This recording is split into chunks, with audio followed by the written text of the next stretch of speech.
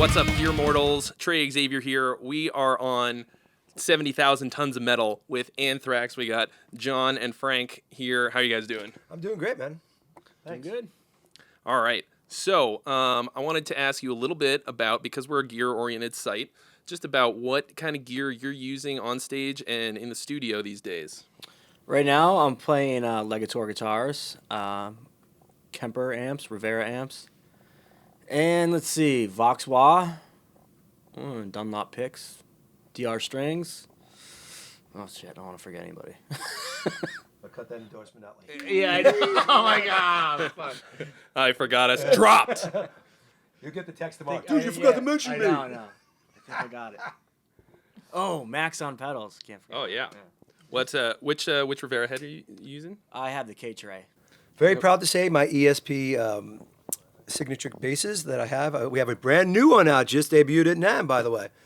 So please go to ESP.com. That's a little bit of a salesman thing I have to do. Hey. ESP.com. Look at the Frank That's what Bello this part model. is all about. That's what it's all about. So please go to ESP.com and check out the new Frank Bello model signature model. I'm very proud of it.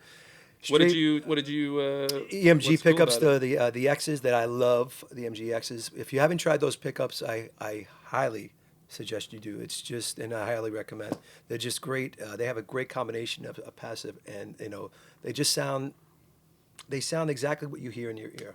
It's really weird, So they sound more like right in the middle of active and passive. It's a really cool vibe they have going with that. So EMG, so I obviously have EMG.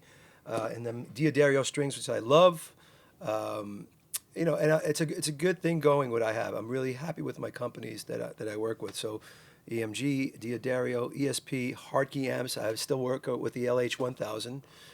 That's what we have on this boat right now, and it's I'm pretty simple.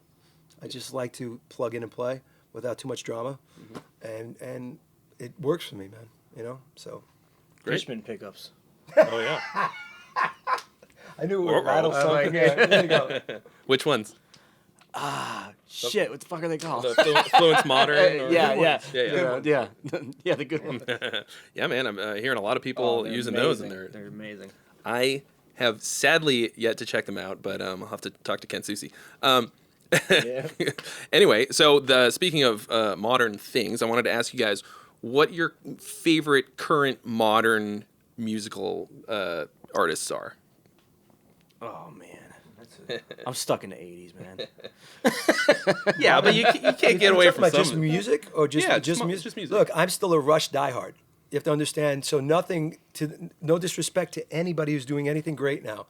Please, listen. If you haven't listened to Rush, please listen to Rush because I'm in this whole thing right now. I went back and I'm starting to listen to the whole catalog again because they haven't been around, right, from the last tour. So when you go through it and you start learning like La Villa, there's so many great songs you relearn again. So that's what I've been doing at home. It's just relearning how great Geddy Lee fucking is. So those kind of things just keep me, it keeps me hungry. It really does because you want to, as a fan of this music, I just want to keep learning. And you find like these little tricks that he did, and it still does, and it makes you want to play more. So that's what I've been doing musically. So I think that's important. Just that's what I've been constantly going back. Permanent Waves the other day, I was jamming to Permanent, like just going through the record, just learning the little parts that I've always wanted to. I was too fucking lazy. So when you dig in a little bit and you start, I gotta get this fucking part, and you finally get it, and that's what happens. Sorry, I went through a little tangent there. Hey, it's all good, and they've got some hidden gems too. Like I remember just going to a used record store and I picked up Test for Echo. Like came out in 94, and they'd clearly dialed back the prog a little bit, but they still had a bunch of really great songs on there. Those guys are at the top of their game. Even now, it'd be great with Rush. I know that when they stay off the road and all that stuff, but they're going to build a hunger, right? Because they're great musicians, and that let's face it, it builds in us. Yeah. I'd like to see the next record after they haven't played in a while, because they're going to want to play. I hope they come together. And that's what I want to hear. Imagine that record when they can't wait to play together again. Oh, yeah. I can't wait for that. This is a lot of Rush, but I had to do that. I'm sorry. Well, I guess they're still technically around, so they do qualify as a modern group. What's next for Anthrax in 2017? What are you guys doing? We go to Europe right after this, and then we tour Killswitch in the States. Yeah, we have. I go home for a day, say hello to my wife and kid, off of this boat, and we go to was it 6 weeks? Europe, Then we have 9 days off, and we go for another 6.5 weeks with Kill Switch Engage and tour together in the States. And I'm hearing that we're booked until the end of the year. So good times ahead.